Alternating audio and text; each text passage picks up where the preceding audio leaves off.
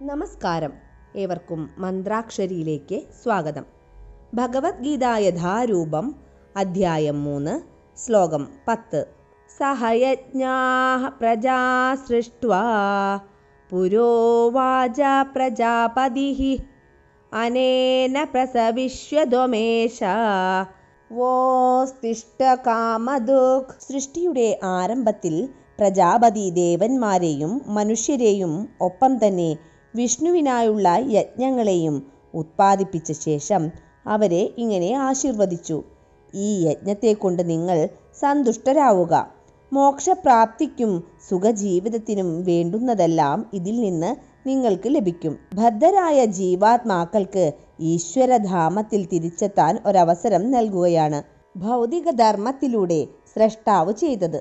ഭഗവത്ഗീത ഉപദേശിക്കുന്നത് പോലെ ഭഗവാനെ അറിയലാണ് വേദങ്ങളുടെ ഉദ്ദേശ്യം. പതിം വിശ്വസ്യാത്മേശ്വരം എന്ന് വേദസൂക്തം. ജീവജാലങ്ങളുടെ നാഥൻ വിഷ്ണു ഭഗവാൻ തന്നെ. ഭാഗവതത്തിൽ ശ്രീലശുകദേവ ഗോസ്വാമിയും ഭഗവാനെ പതി എന്നാണ് വിവരിക്കുന്നത്.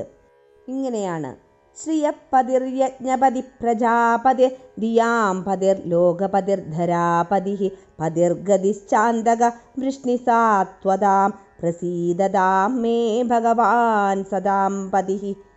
ഭഗവാൻ വിഷ്ണുവാണ് പ്രജാപതി. സർവ്വജീവജാലങ്ങളുടെയും സകല ലോകങ്ങളുടെയും സർവ്വ സൗന്ദര്യങ്ങളുടെയും നാഥനും സർവരക്ഷകനും ഭഗവാനത്രേ. വിഷ്ണു പ്രീതിക്ക് വേണ്ടി യജ്ഞങ്ങൾ ചെയ്യേണ്ടതെങ്ങനെയെന്ന് ബദ്ധരായ ജീവാത്മാക്കളെ പഠിപ്പിക്കാനായി ഭഗവാൻ ഭൗതിക പ്രപഞ്ചം സൃഷ്ടിച്ചു. അങ്ങനെ യജ്ഞാനുഷ്ഠാനം കൊണ്ട് അവർക്ക് ഈ ലോകത്തിലുള്ള കാലത്തോളം സുഖമായി ജീവിക്കാനും ശരീരം നശിച്ച ശേഷം ദൈവസാമ്രാജ്യത്തിലെത്തിച്ചേരാനും കഴിയും. ഇതാണ് ബദ്ധരായ ജീവാത്മാക്കൾക്ക് വേണ്ടിയുള്ള സമഗ്രമായ പദ്ധതി. യജ്ഞാനുഷ്ഠാനത്താൽ ബദ്ധരായ ഈ ആത്മാക്കൾ ക്രമേണ കൃഷ്ണാവബോധം ആർജിക്കുന്നു, എല്ലാവിധത്തിലും ദിവ്യതയുള്ളവരായി തീരുന്നു. ഈ കലിയുഗത്തിൽ സങ്കീർത്തന യജ്ഞം അഥവാ ഭഗവത് നാമോച്ചാരണമാണ് വേദോപദിഷ്ടമായിട്ടുള്ളത്.